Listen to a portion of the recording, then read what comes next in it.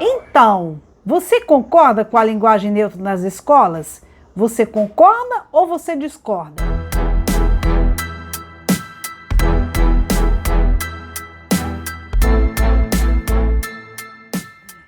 Esse é um tema que está super presente nos meios de comunicação de massa e nas mídias sociais. Vamos ver, por exemplo, aqui nessa reportagem do G1. O órgão nacional de educação pede ao Supremo Tribunal Federal a inconstitucionalidade da lei que proíbe linguagem neutra nas escolas de Roraima. A ação aponta que a lei utiliza o pretexto de defender o ensino da língua portuguesa para afrontar escancaradamente as normas constitucionais. Então, há uma interpretação por parte de muitos linguistas, estudiosos da língua portuguesa e opinião pública também, de que existiriam premissas no campo linguístico de natureza machista que ajudariam a construir relações hierarquizadas entre os dois gêneros.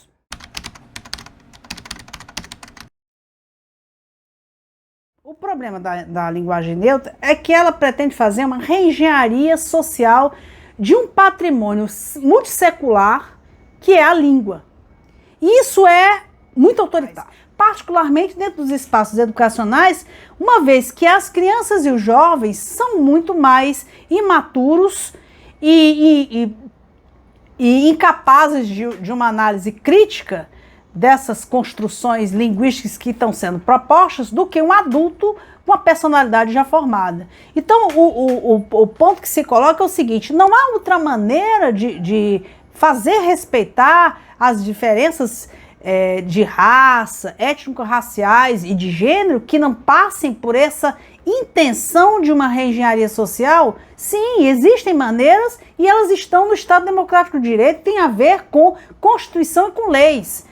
Bulimizações, ações de humilhação, agressões físicas, homicídios, todos estão enquadrados na forma da lei e existem instrumentos e instituições jurídico-normativas que podem e fazem esse trabalho efetivo de contenção de condutas criminosas e desrespeitosas das pessoas. Não é necessário se colocar aqui na ordem do dia determinados orquestradores visando de uma maneira intencional e artificial a revelia de toda a forma como uma língua funciona, uma língua que é essa realidade extremamente complexa, multifacetada, de construção coletiva e anônima, se transformar agora no palco, no campo de batalha de concepções divergentes que artificialmente vão ali colocar determinadas terminologias e construções sintáticas, impondo às novas gerações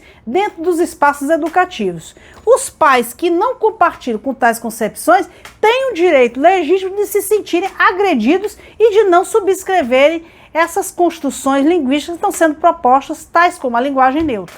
Se você gostou desse canal, não esqueça de dar like e se inscrever para a gente continuar produzindo material.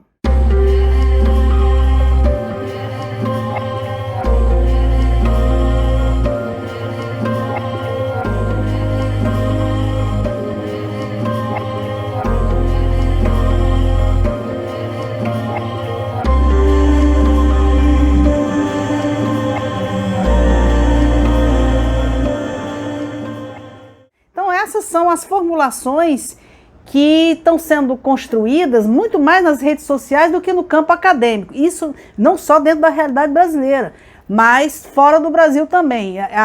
Toda essa discussão do gênero neutro, ele tem uma base intelectual, teórica lá na área de linguagem, na área de ciências sociais e filosofia, mas as formulações como essas que eu apresentei aqui, elas aparecem muito mais na mídia por parte de grupos militantes. Não são obras exatamente de linguistas. Por isso que quando a gente coloca na internet, sai muito mais uma espécie de cartilhas ou programas já sugerindo essas medidas práticas. Então aqui a gente levanta a seguinte interrogação: de onde vem essa ideia da linguagem neutra? Porque para você se colocar como a favor ou contra, tem que primeiro saber o embasamento teórico disso tudo, né? Então, a primeira coisa a esclarecer é que a linguagem neutra, ela é uma das aplicações da chamada teoria pós-moderna, né? Sem abordagem pós-moderna, não teria essa discussão, nem essa prática política da linguagem neutra. E o que é a pós-modernidade? Aí nós temos uma pleiade de autores que construíram suas abordagens dos anos de 1960 para cá, como Derrida, Lyotard, Foucault, Baudrillard, Deleuze, Guattari, Frederick Jameson, David Harvey, e que vão colocar como um aspecto muito importante do mundo contemporâneo justamente a expressão dos valores, do modo de vida das chamadas minorias, dentre as quais nós vamos ter as mulheres, mas também indivíduos com construção de gênero diferenciada da construção que está na sociedade tradicional de homens e mulheres.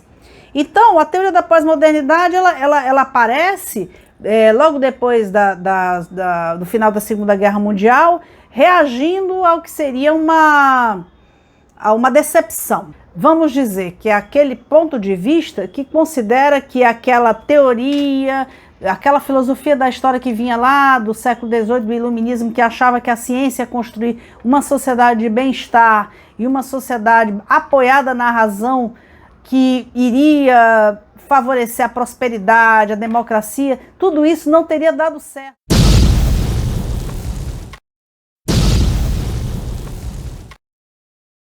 Engendrou o nazifascismo, engendrou o Holocausto e provocou uma destruição de massa como a bomba atômica que encerrou o final da Segunda Guerra Mundial. Então, essa decepção não foi somente com o capitalismo ocidental e com a ciência e a tecnologia, se dirigiu também ao que aconteceu por trás da cortina de ferro nos países do socialismo real.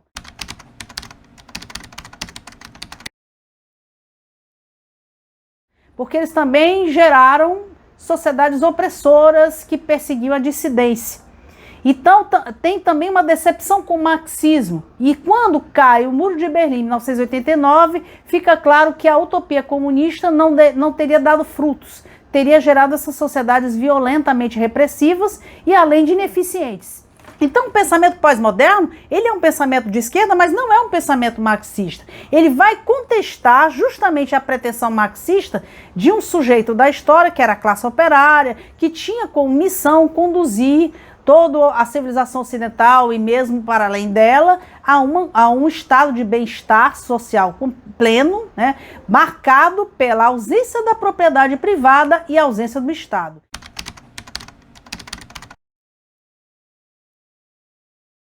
Como isso não aconteceu no socialismo real, o pensamento pós-moderno também se volta contra essa narrativa marxista, do mesmo jeito que se volta contra a narrativa ocidental capitalista. Então ele é insatisfeito com os desdobramentos todos que aconteceram, destruição do meio ambiente, conflitos armados, empregando armas nucleares, armas químicas, uso destrutivo da razão nos dois lados da moeda, tanto na vertente capitalista como na vertente comunista, do socialismo real. Então eles passam a ter uma postura de desconfiança constante da razão e das suas implicações no mundo da ciência e da tecnologia, no mundo das instituições.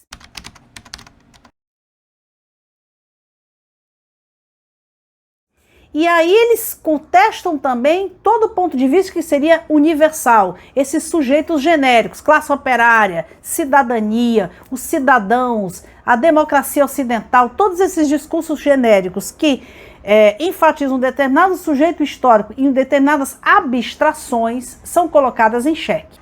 Ao invés, portanto, de proletário ou cidadão, ele vai enfatizar, o discurso da pós-modernidade vai enfatizar justamente as minorias. Então nós vamos ter minorias étnicas, minorias religiosas, minorias de gênero, minorias diversas que vão ter que ser expressas dentro da ordem política e dentro da ordem social, com muito mais ênfase do que as antigas lutas que questionavam, por exemplo, a exclusão dos direitos civis e que lutavam por uma inserção mais equânime dentro do mercado de trabalho.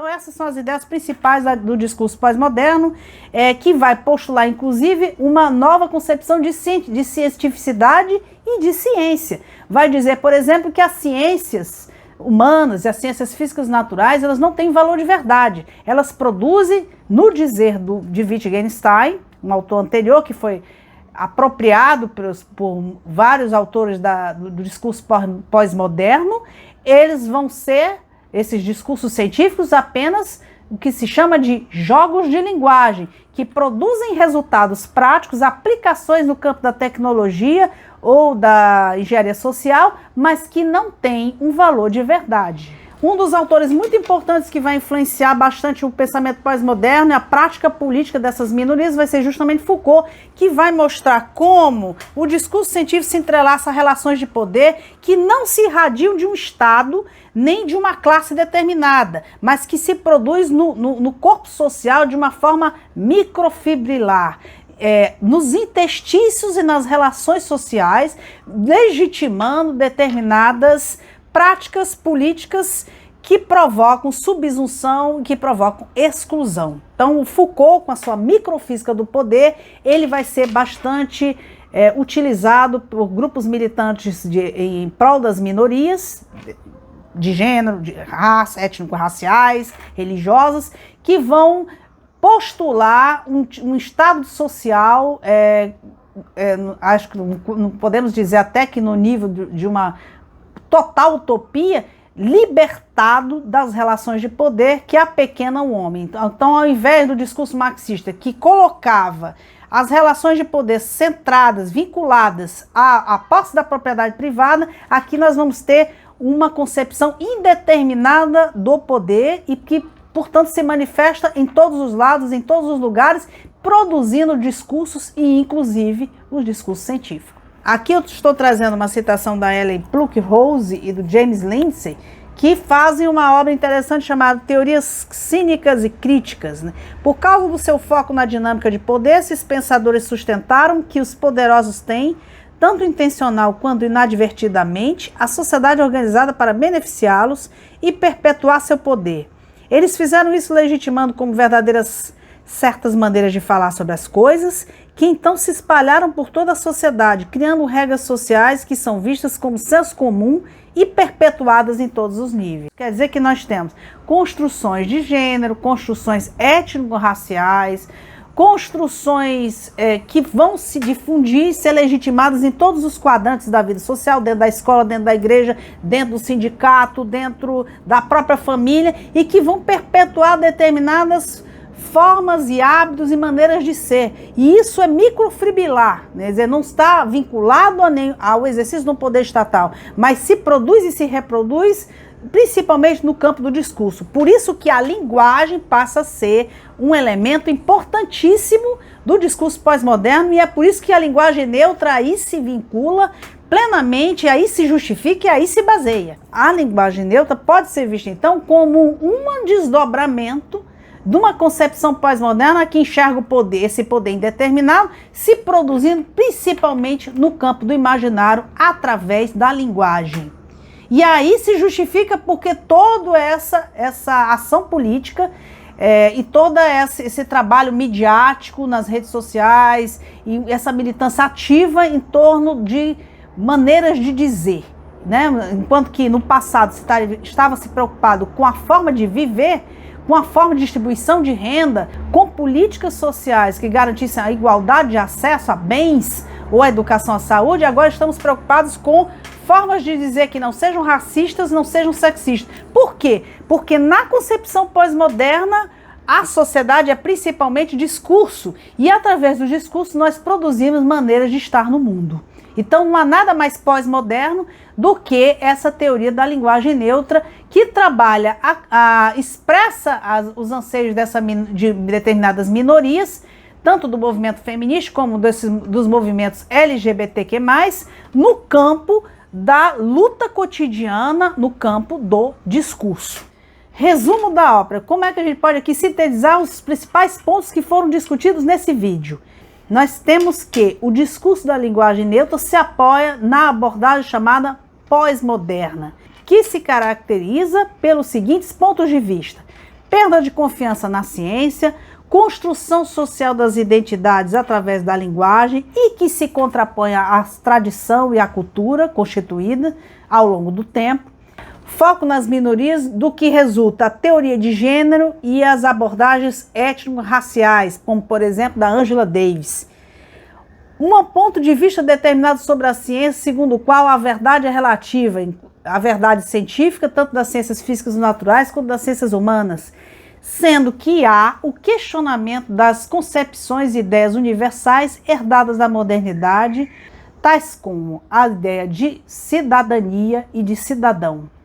No próximo vídeo, a gente vai ver se a linguagem neutra resulta em doutrinação ideológica e como ela se baseia nas teorias que surgem dentro da área de linguagem. Vamos lá!